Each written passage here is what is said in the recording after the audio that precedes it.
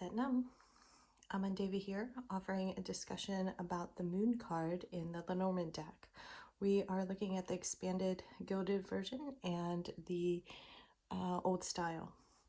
And so this is not an exhausted look at a way to read this card, just a beginning for you to explore your own readings and insights.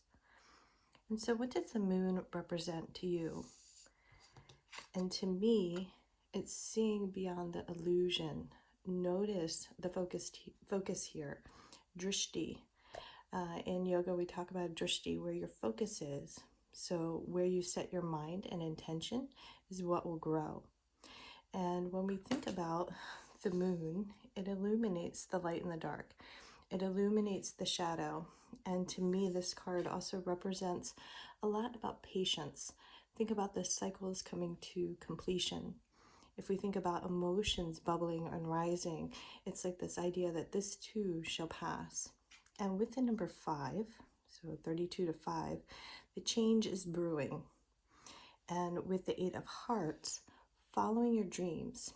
And this might be literally like fostering this opportunity, nurturing your own growth, or trusting your insights that you receive at night in the dream world, or the way that you receive intuitive hits.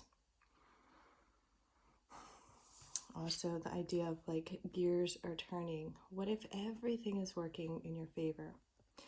The beauty of the Lenormand deck is that it's relative to the other cards that present themselves. I handpicked a couple cards, so let's take a look.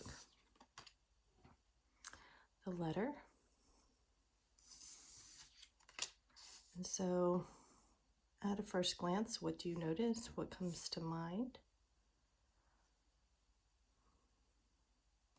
And so with the letter, to me, this is more external information coming toward you versus the moon, the internal insights, or the way that you could be working with your guides.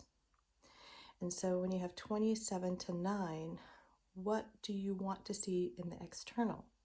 So perhaps you have this inner knowing and it hasn't surfaced yet.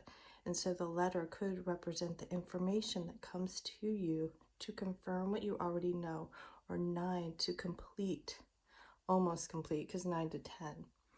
Also have the 7 here, which comes back to this idea of patience. The 7 of Spades to me is about paying attention to the thoughts, having the courage to continue, and rising above to keep going.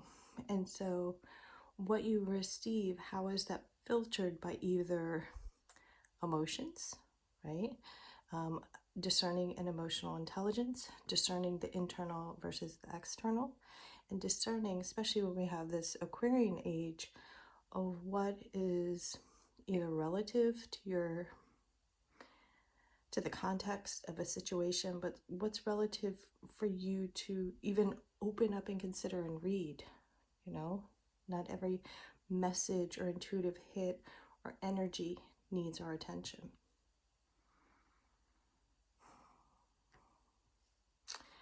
And the seal. What has your seal of approval, authenticity, truth, the matter? Okay. Let's take a look. One more. So this is Crossroads, and notice it's a different depiction. 22, soul purpose. We don't break that down. We leave it as is. The Queen of Diamonds with the 8 of Hearts tells me like this is possible. This is going forward. And so the crossroads could be to what serves, what is in alignment with your purpose, and what's not. And so what is congruent for your greater good and on your soul journey, and how will you nurture that? Versus this deck kind of shows this idea of like going up for information, going in, having that dialogue with your guides, sitting with your ancestors, speaking with those in the library, or, for example, like really going up for information. And so it's almost like when we look at both of these cards, it's like the world in between. What is meant for you and what will you nurture in the material. That's how I take this. Try and think anything else. Well, I do hope this served well. Keep an eye out for more videos.